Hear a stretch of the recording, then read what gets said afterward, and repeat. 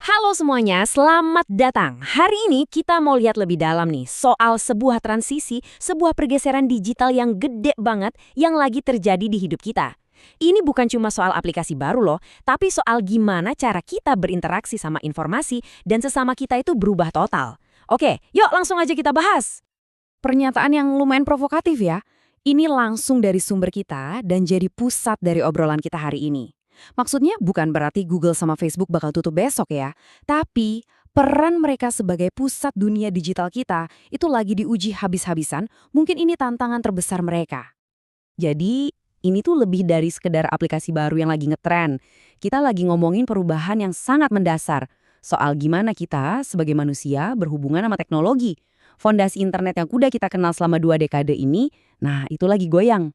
Inti dari semua perubahan ini sebenarnya bisa kita pecah jadi 2 pergeseran besar.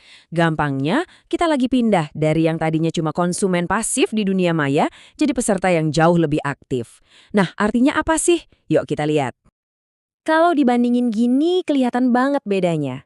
Di satu sisi, ada era pasif, zamannya kita mencari informasi dan interaksi datar 2 dimensi di media sosial. Nah, di sisi lain, ada era aktif yang lagi datang, yang digerakkan oleh AI buat menciptakan informasi baru, dan Metaverse buat pengalaman 3 dimensi yang bikin kita serasa ada di sana.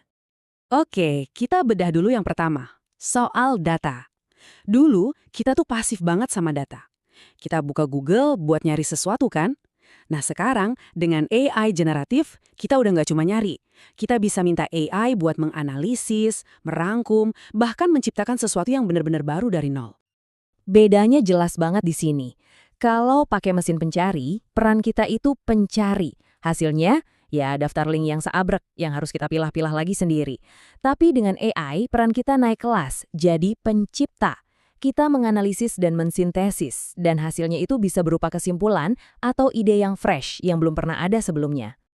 Kutipan ini pas banget buat ngebawa kita ke pergeseran besar yang kedua. Kali ini bukan soal data, tapi soal hubungan antar manusia. Kayaknya kita semua udah mulai capek dan kangen sama koneksi yang lebih asli, yang lebih dari sekedar like atau komen singkat. Pergeseran interaksi ini kayak lompatan dari dunia medsos yang flat, yang 2 dimensi, ke sebuah pengalaman 3 dimensi yang bikin kita masuk ke dalamnya. Kita pindah dari yang tadinya cuma mau ngeliatin update status teman, jadi ikut berpartisipasi bareng mereka dalam sebuah aktivitas di sebuah ruang virtual. Coba kita bandingin lagi ya, di media sosial, kita itu lebih sering jadi penonton. Interaksinya juga asinkron, artinya nggak harus saat itu juga. Bisa aja kita komen postingan teman yang udah diupload sejam lalu. Pengalamannya? Datar. Nah, kalau di Metaverse, kita itu peserta. Interaksinya real time saat itu juga. Dan pengalamannya terasa lebih nyata 3 dimensi. Oke, jadi kalau AI dan Metaverse ini adalah 2 pilar masa depan, kenapa rasanya AI meledak di mana-mana, tapi Metaverse kok kayaknya masih jauh ya?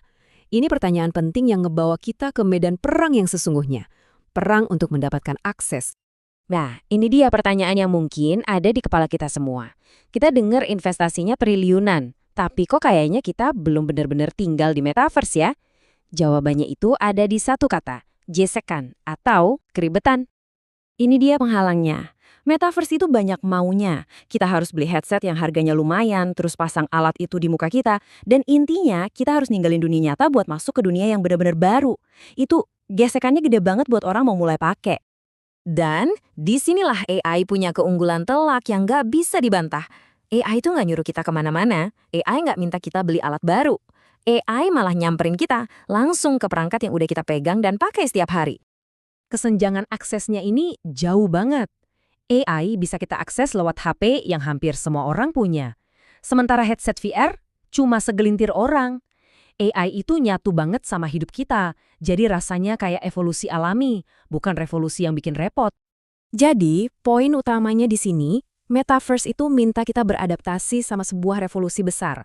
Sebaliknya, AI datang sebagai evolusi yang nyambung begitu aja sama kebiasaan kita.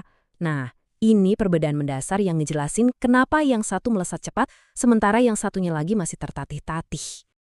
Sekarang yuk kita tarik semua ini kembali ke diri kita masing-masing. Soalnya pergeseran besar ini bukan cuma soal perusahaan teknologi raksasa.